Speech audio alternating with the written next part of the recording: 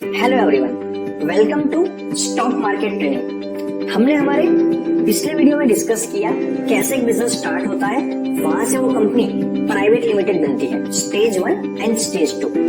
कैसे वो company angel investors and venture capital funds के पास से फंड को रेज करके उनको शेयर्स अलॉट करती है, स्टेज 3 एंड स्टेज 3.2।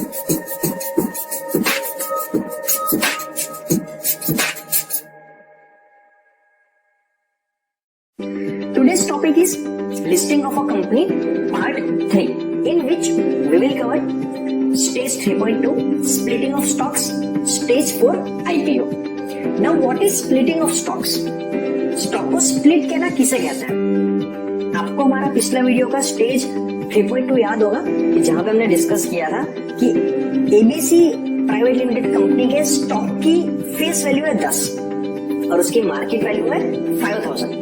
तो कंपनी स्प्लिट्स क्यों करती है? उसका सिंपल सा रीजन है टू रेज द लिक्विडिटी, क्योंकि अगर तो शेयर्स की वैल्यू 5000 रुपए रहेगी तो कम लोग इसमें इन्वेस्ट कर पाएंगे। तो कंपनी क्या करेगी, अपनी फेस वैल्यू को अलग अलग टुकड़ों में डिवाइड कर देगी। यहाँ पे कंपनी क्या कर रही है, हमारे केस के अंदर 10 की फेस वैल्यू से उसको 1 की बना रही है, मतलब कि वो एक शेयर को 10 टुकड़ों में डिवाइड कर रही है।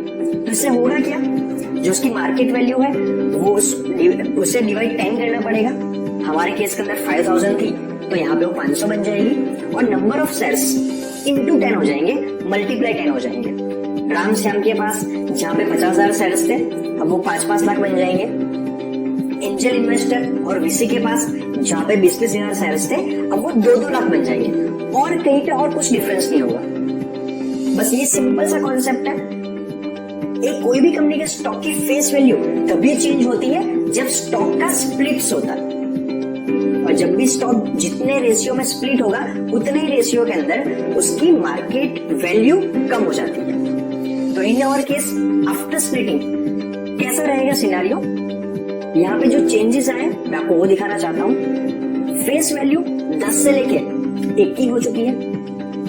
पेड अप कैपिटल सेम ही रहेगा, उसमें जरा भी चेंजेस नहीं आएंगे। कंपनी की शेयर वैल्यू हमारे केस के अंदर पहले स्टेज 3.2 में बिफोर स्प्लिटिंग वो 5000 थी, अभी वो 500 बन चुकी है और नंबर ऑफ शेयर्स उसी तरीके से मल्टीप्लाई 10 हो चुके हैं। तो इनडायरेक्टली कि जो 50,000 शेयर्स हमारे पहले केस के अंदर 50,000 शेयर्स थे राम के पास जिसकी शेयर वैल्यू 5000 थी, तो उसके पास 25 करोड़ की मार्केट वैल्यू के शेयर्स थे। आफ्टर स्प्लिटिंग उसके पास 500 रुपए की शेयर वैल्यू वाले 5 लाख शेयर्स रहेंगे। तो इनडायरेक्टली उसके पास अभी भी 25 करोड़ की ही मार्केट वैल्यू वाले शेयर्स रहेंगे। तो स्प्लिटिंग के बाद कंपनी की मार्केट वैल्यूएशन सिमिलर ही रहेगी, तो उसमें जरा भी चेंजेस नहीं आएगा। हमने यहाँ पे देखा paid up capital 14 lakh, authorise capital 25 lakh, वो ऐसा का वैसा ही रहेगा। पेड अप शेयर्स अभी बढ़ के पिछले केस में जहां पे 1.4 लाख थे अभी वो 14 लाख हो जाएंगे, और ऑथराइज शेयर्स जहां पे 2.5 लाख थे अभी वो 25 लाख हो जाएंगे। अभी मान लीजिए कि उनको पब्लिक के पास से 100 करोड़ रेज करने हैं अपने बिजनेस को और एक्सपांड करने के लिए। अभी ऑलरेडी कंपनी के 100 शॉप्स तो हो ही चुके हैं, उनको और एक्सपांड करना है, उसको अपने बिजनेस को और मॉडिफाई करना है और एडवांस बनाना है। तो सबसे पहले तो अगर तो उनको पब्लिक के पास से पैसा रेज करना है तो प्राइवेट लिमिटेड कंपनी को उनको कन्वर्ट करके पब्लिक लिमिटेड करना पड़ेगा। अभी आप ये भी समझिए कि ऐसा कंपलसरी नहीं है कि 100 करोड़ जितना बड़ा फंड वो पब्लिक के पास से ही रेज कर सकते हैं। आज की तारीख के अंदर ऐसे बहुत सारे प्राइवेट इन्वेस्टर कैपेबल है जो 100 करोड़ का फंड आराम से दे सकते हैं। लेकिन चलिए हम समझते हैं, इन दिस केस मान लीजिए हमारी कंपनी को पब्लिक के पास से पैसा रेज करना है, तो सबसे पहले उनको प्राइवेट लिमिटेड से पब्लिक लिमिटेड कंपनी बनना पड़ेगा। और जैसे हमने पिछले स्टेज डिस्कस करे थे उसी वे के अंदर आगे वाली प्रोसेस भी रहेगी। किस वे में रहेगा कि वो जाएंगे लोगों के पास, वो 100 करोड़ रुपए रेज करना चाहते हैं और 100 करोड़ के सामने वो 2 लाख शेयर्स उनको इश्यू करने की ऑफर करेंगे। पब्लिक मतलब कौन, हम और आप जैसे रिटेल इन्वेस्टर्स।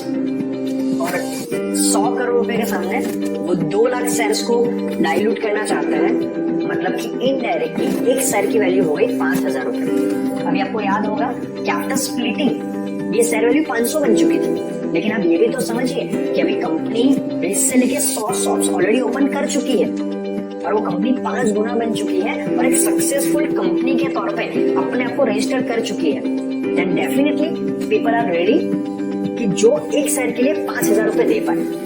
तो अभी आप समझिए कि उन्होंने 100 करोड़ रुपए रेज करे, एक शेयर की वैल्यू 5,000 के अकॉर्डिंगली 2 लाख शेयर्स को डाइल्यूट करके।